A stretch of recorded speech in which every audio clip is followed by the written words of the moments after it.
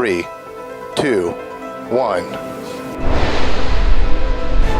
Liftoff of the Falcon 9. Vehicles pitching downrange. Stage 1 props nominal. Stage 1 entry startup.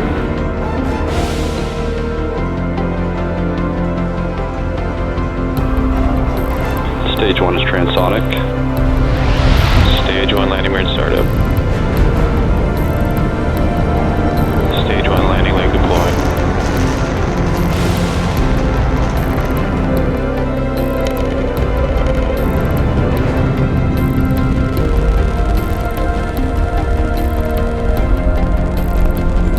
Falcon 9 has landed. 5, 4, 3, 2, 1.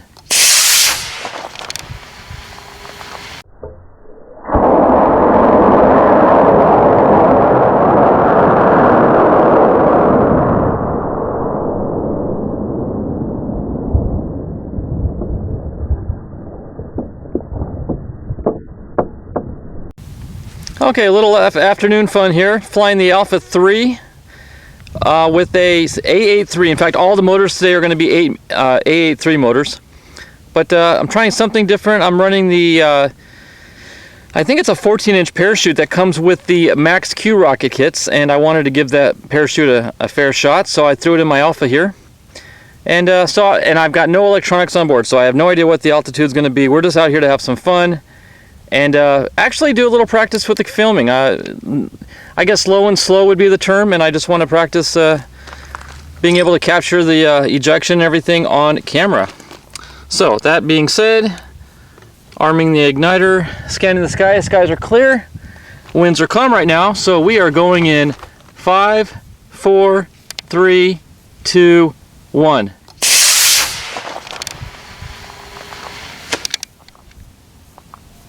Oh, why am I not getting it on camera? But we have a good ejection. There it is.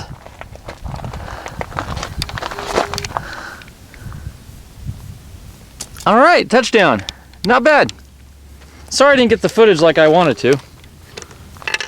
Okay, the rocket's just right over here laying in a wash.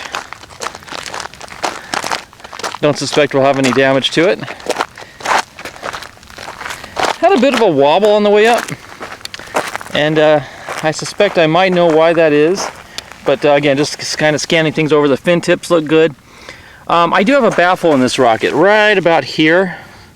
And I do think it tends to make it a little bit more tail heavy than it normally would be. So that kind of caused the little oscillation. And plus, it really reduces my size of parachute room. So that was kind of tricky packing it in there. But it ejected fine. It opened up. A little bit of scorching.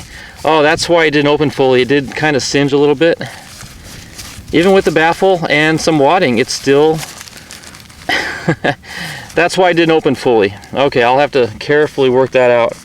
But we'll throw it in another rocket and see what we get. Not a bad start.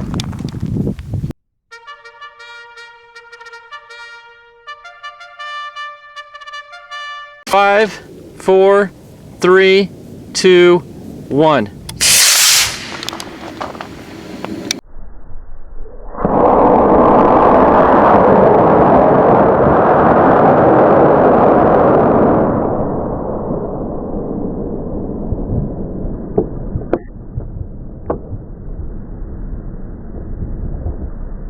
Okay, next up we've got the modern Yankee, and same setup, A83 motor, and I'm running that same 14-inch parachute. And this has a baffle in it as well. Right, well, just below the joint where the blue meets the white. So again, not a whole lot of space in there. It's pretty compact, so if the chute doesn't open, I'm going to take the blame for that because I had to pack it pretty tight. Hopefully we get enough altitude where we have time for it to deploy, but no guarantees on that. Okay, scanning the sky. Skies are clear, winds are calm. We are going in 5, 4, 3, 2, 1.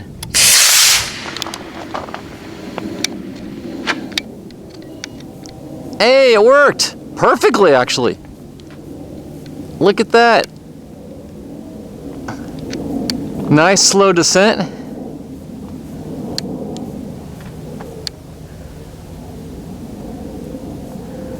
Much better than the Alpha. No burns because the chute's fully opened up this time. Beautiful slow descent. Gorgeous. Nice. Let's go get it. So as we go out to the rocket, I'll kind of explain what I did. I typically tri-fold nylon chutes, even plastic chutes for that matter. I'll typically do a tri-fold and then roll them up. But because there was such little room in the body tube because of the baffle, I didn't have enough length in the tube to get a tri-fold in, so I had to fold it 4 times. So I guess you call it a quad fold. And on top of that, I had to wrap some of the shroud line around the chute. It was very tight. I really actually had to utilize the nose cone for some of the shock cord as well. So, but it all worked out. We had good deployment. The chute didn't burn. I used the dog barf instead of the regular SS wadding. And typical, the parachute found the bush, but the rocket didn't. But all the fins are intact. Everything looks great. No burns this time on the parachute. Excellent. All right.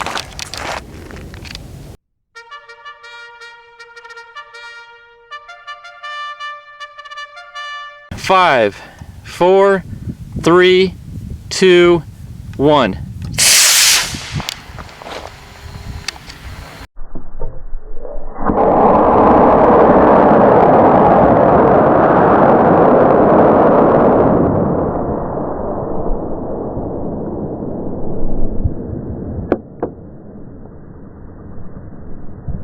Okay, next up is another Yankee, but this is my vintage Yankee, and the only difference really is the color.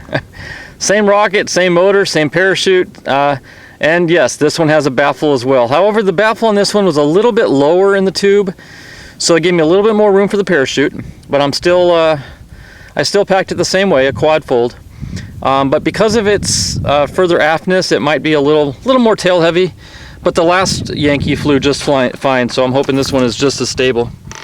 Okay, so the igniter is now armed, scanning the skies, we're clear, winds are calm. See if I can do a better job filming on the way up.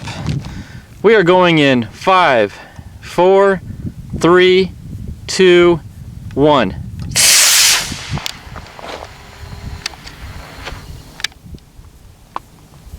Okay, you can open now. There it goes. Oh, I'm all twisted.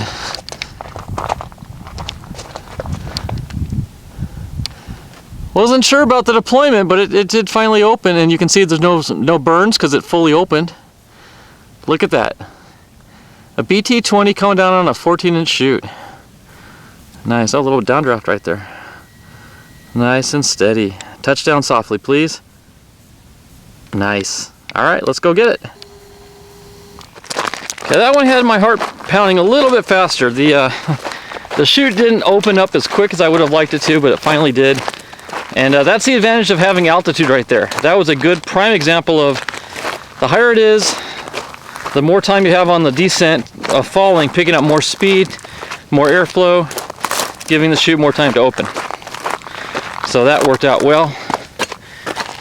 From here it looks like the rocket's good. Landed in some rock, but hey, don't they always?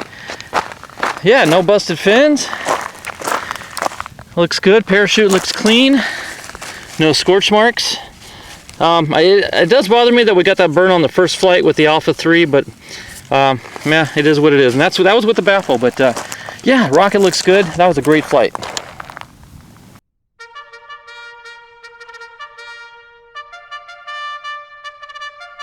Five, 4, 3, 2, 1.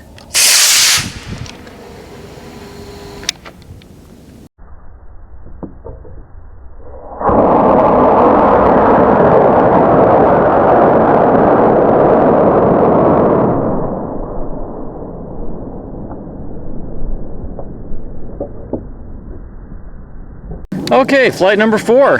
Now we're on to the Wizards, and this is the modern Wizard. In fact, this is my original Wizard.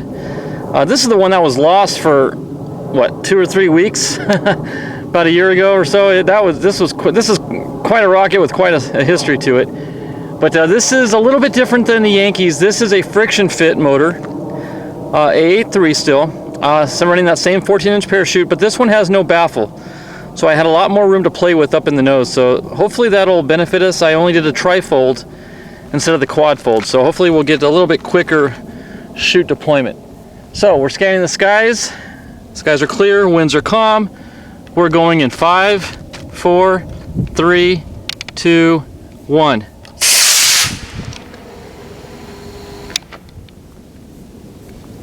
Where is it? It's out. Okay. It's not opening fully though. There it goes.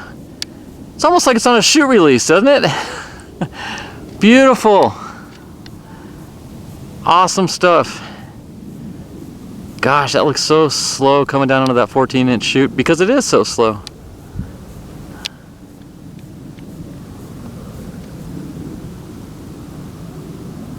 Had me worried there for a second, but it finally fully opened.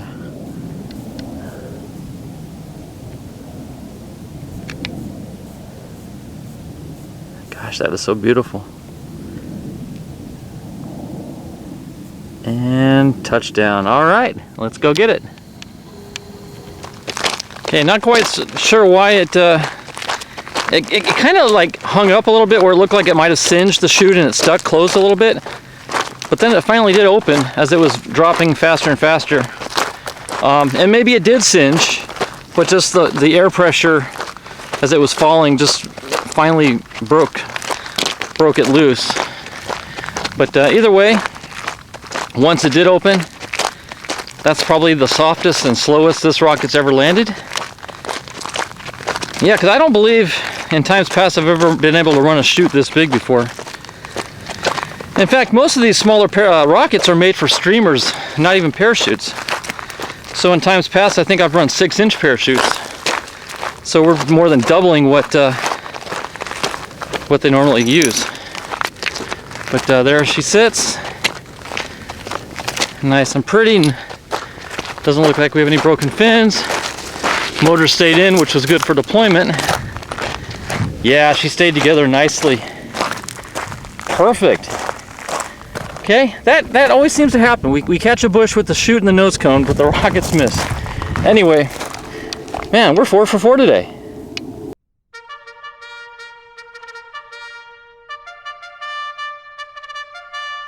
Five, 4, 3, 2, 1.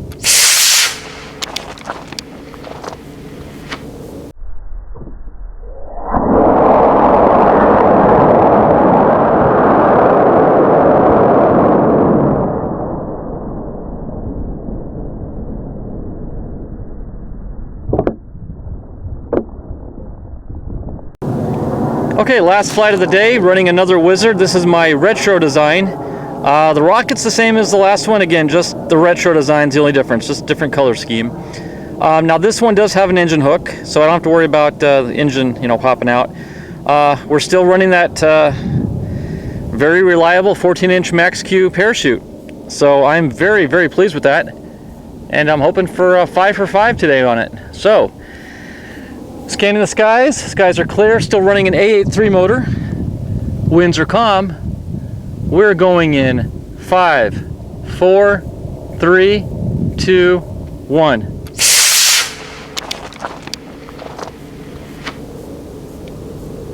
Okay, shoots out, but it's not opening. Land in a bush, please. Nope, didn't land in a bush. But I see it. So hopefully the sound I heard was just the nose cone hitting a rock, not fins breaking. Okay, that one kind of hit hard. So I was kind of afraid I wouldn't quite make all 5 flights perfectly. And sure enough, that last one, it just didn't want to open on me. But looking at the rocket, the fins, well, the fins are intact. How about that? We didn't break a fin. All right, that's a relief. Just kind of take a look at it here. Yeah, I kind of dug in, but it's dirty, but she's fine. Okay. Parachute. What happened to you there, bud? Oh, it just didn't want to open. It wasn't stuck, I don't think, so I don't think we had any singeing.